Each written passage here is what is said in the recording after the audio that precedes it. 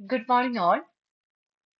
അപ്പോൾ നമ്മൾ organisation of ഡേറ്റയുടെ third chapter organisation of data എന്ന തേർഡ് ചാപ്റ്റർ നമ്മൾ കംപ്ലീറ്റ് ചെയ്തിട്ടുണ്ടായിരുന്നു.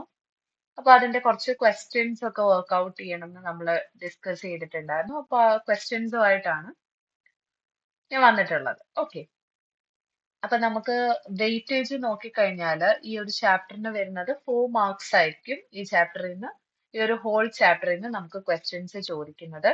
സോ അത്യാവശ്യം നന്നായിട്ട് തന്നെ ഈ ഒരു ഭാഗത്തു നിന്നുള്ള മാത്തമാറ്റിക്കൽ ക്വസ്റ്റ്യൻസും അങ്ങനത്തെ ഉള്ള സംഭവങ്ങളൊക്കെ കിട്ടിക്കഴിഞ്ഞാൽ തന്നെ നമുക്ക് അത്യാവശ്യം നന്നായിട്ട് സ്കോർ ചെയ്യാൻ പറ്റുന്ന ഒരു ചാപ്റ്റർ ആണിത് കേട്ടോ. സോ നമുക്ക് ഓരോ ക്വസ്റ്റ്യൻസിലേക്കായിട്ട് പോകാം. സോ ഫസ്റ്റ് ക്വസ്റ്റ്യൻ ഇവിടെ ഞാൻ ആൻസറും കൊടുത്തിട്ടുണ്ട്, എങ്കിൽ പോലും നിങ്ങൾക്ക് ജസ്റ്റ് ഒന്ന് മെമ്മറൈസ് ചെയ്യാനായിട്ട് പറ്റും. പഠിച്ച കാര്യങ്ങളൊക്കെ ആണെന്നുണ്ടെങ്കിൽ മെമ്മറൈസ് ചെയ്യാനായിട്ട് പറ്റും. അപ്പൊ ഇവിടുത്തെ ഫസ്റ്റ് നമുക്ക് 1 മാർക്കിന്റെ കുറച്ച് ക്വസ്റ്റ്യൻസ് ആണ് ഡിസ്കസ് ചെയ്യാനുള്ളത്. 1 സെക്കൻഡ്. ഓക്കെ, 1 മാർക്കിന്റെ കുറച്ച് ക്വസ്റ്റ്യൻസ് ആണ് നമുക്ക് ഡിസ്കസ് ചെയ്യാനുള്ളത്. അതെന്താന്ന് വെച്ചാല് ഫസ്റ്റ് ക്വസ്റ്റ്യൻ വന്നിട്ട് അണ്ടർ ഇൻക്ലൂസീവ് മെത്തേഡ് എന്നുള്ളതാണ്. അതായത് ഇൻക്ലൂസീവ് മെത്തേഡും എക്സ്ക്ലൂസീവ് മെത്തേഡും നമ്മൾ ഡിസ്കസ് ചെയ്തിട്ടുണ്ടായിരുന്നു. എന്തായിരുന്നു ഇൻക്ലൂസീവ് മെത്തേഡ് എന്ന് പറഞ്ഞു കഴിഞ്ഞാൽ, ഇൻക്ലൂസീവ് മെത്തേഡിൽ അപ്പർ ലിമിറ്റും ലോവർ ലിമിറ്റും നമ്മൾ ഇൻക്ലൂഡ് ചെയ്യും അല്ലെ. അപ്പർ ലിമിറ്റും ലോവർ ലിമിറ്റും നമ്മൾ ഇൻക്ലൂഡ് ചെയ്യുമെന്ന് പറഞ്ഞിട്ടുണ്ടായിരുന്നു. അപ്പൊ അതിനെയാണ് നമ്മൾ ഇൻക്ലൂസീവ് മെത്തേഡ് എന്ന് പറയുന്നത്. അതുപോലെ എക്സ്ക്ലൂസീവ് മെത്തേഡ് ഉണ്ട്. അതായത് നമ്മളൊരു ക്ലാസ് എടുത്താൽ ഇപ്പൊ 0 to 10 എന്ന് പറയുന്ന ക്ലാസ് എടുക്കുമ്പോൾ അവിടെ 10 നമ്മൾ ആ ഫസ്റ്റ് ക്ലാസ്സിൽ ഉൾപ്പെടുത്താതെ നമ്മൾ അതിനെ സെക്കൻഡ് ആയിട്ടായിരിക്കും ഉൾപ്പെടുത്തുന്നത് അല്ലെ. അപ്പർ ക്ലാസ് അവിടെ നമ്മൾ ഒഴിവാക്കും, രണ്ടാമത്തതിലായിരിക്കും നമ്മൾ എടുക്കുന്നതെന്നുള്ള കാര്യം പറഞ്ഞിട്ടുണ്ടായിരുന്നു. അപ്പൊ അങ്ങനെ വെച്ച് നോക്കുവാണെങ്കിൽ നിങ്ങളൊന്ന് നോക്കിക്കേ, ഇവിടെ ഫസ്റ്റ് കൊടുത്തിരിക്കുന്നത് upper class limit is excluded എന്നാണ്. അത് നമുക്കറിയാം, അത് എക്സ്ക്ലൂസീവ് മെത്തേഡിന്റെ സംഭവമാണ് അല്ലെ. എക്സ്ക്ലൂസീവ് മെത്തേഡിലാണ് നമ്മൾ അപ്പർ ക്ലാസ് ലിമിറ്റ് ഒഴിവാക്കുന്നത്. അടുത്തത് lower class limit is excluded. അങ്ങനെ ഒരു സംഭവം നമ്മൾ പഠിച്ചിട്ടില്ല. Lower class limit is included, അതാണ് ഇൻക്ലൂസീവ് മെത്തേഡ് എന്ന് പറയുന്നത്. സോ ഇവിടെ ആൻസർ വരുന്നത് ഓപ്ഷൻ സി ആയിരിക്കും കേട്ടോ. ആൻസർ വരുന്നത് ഓപ്ഷൻ സി ആയിരിക്കും എന്നുള്ള കാര്യം ഓർത്തു വെച്ചിരിക്കുക. ഓക്കെ, അപ്പോ എന്താണ് ഇപ്പൊ നമ്മുടെ അടുത്ത് ഇതുപോലെ തന്നെ ഇൻക്ലൂസീവ് മെത്തേഡ് അല്ലെ എക്സ്ക്ലൂസീവ് മെത്തേഡിന്റെ കീഴിൽ എങ്ങനെയാണ് വരുന്നത് എന്നുള്ള രീതിക്ക് MCQ ചോദിച്ചു കഴിഞ്ഞാൽ നമുക്ക് ചെയ്യാൻ പറ്റണം. ഓക്കെ, അടുത്തൊരു ക്വസ്റ്റ്യൻ ആണ് which of the following alternatives is true എന്നുള്ളതാണ് ചോദിച്ചിട്ടുള്ളത്. അപ്പൊ നമ്മൾ already class mid point, class interval, അതുപോലെ തന്നെ ക്ലാസിന്റെ റേഞ്ച് അല്ലെങ്കിൽ മിഡ് പോയിന്റ് എന്ന് പറയുന്നതൊക്കെ ഇന്റർവെൽ എന്നൊക്കെ പറയുന്നത് സിമിലർ തന്നെയാണ്. അതുപോലെ തന്നെ നമ്മൾ ക്ലാസ് ബേസിൽ ലിമിറ്റ് ഒക്കെ പഠിച്ചിട്ടുണ്ടായിരുന്നു. അപ്പൊ അവിടെ നമ്മൾ ഡിസ്കസ് ചെയ്തതാണ് ക്ലാസ് മിഡ് പോയിന്റ് എന്ന് പറഞ്ഞാൽ എന്താണെന്നുള്ളത്.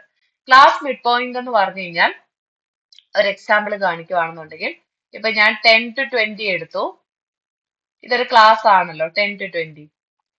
അപ്പൊ ഈ 10 to 20യുടെ ക്ലാസ് മിഡ് പോയിന്റ് എത്രയാണെന്ന് ചോദിച്ചാൽ ഇതിനെ ജസ്റ്റ് ആഡ് ചെയ്ത് ഡിവൈഡഡ് ബൈ 2 ചെയ്താൽ മതി. നമ്മൾ ഡിസ്കസ് ചെയ്തു. അതായത് ഈ കൊടുത്തിരിക്കുന്ന അപ്പർ ക്ലാസ് ലിമിറ്റിന്റെയും ലോവർ ക്ലാസ് ലിമിറ്റിന്റെയും ആവറേജിനെയാണ് നമ്മൾ എന്തെന്ന് പറയുന്നത്, mid point, class mid point എന്ന് പറയുന്നത് കേട്ടോ. അപ്പൊ ഇവിടെ 15 എന്ന് വരും, നമുക്ക് 30/2 15 എന്നായിരിക്കും ഇവിടെ നമുക്ക് ആൻസർ വരുന്നത്. Okay, so class mid point എന്താന്ന് ചോദിച്ചു കഴിഞ്ഞാല് നിങ്ങൾ സിംപ്ലി അങ്ങ് പറഞ്ഞാൽ മതി, ഇത്രയേ ഉള്ളൂ. ദ ആവറേജ് ഓഫ്, BF അല്ല കേട്ടോ, ഇത് ഓഫ് എന്നാണ്. BF അല്ല, ഓഫ് ആണ്.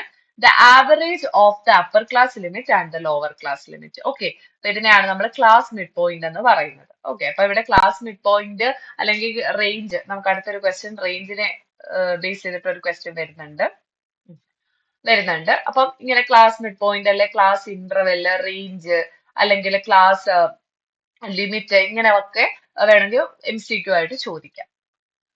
തേർഡ് ക്വസ്റ്റ്യൻ ഇതാണ് which of the following alternatives is true.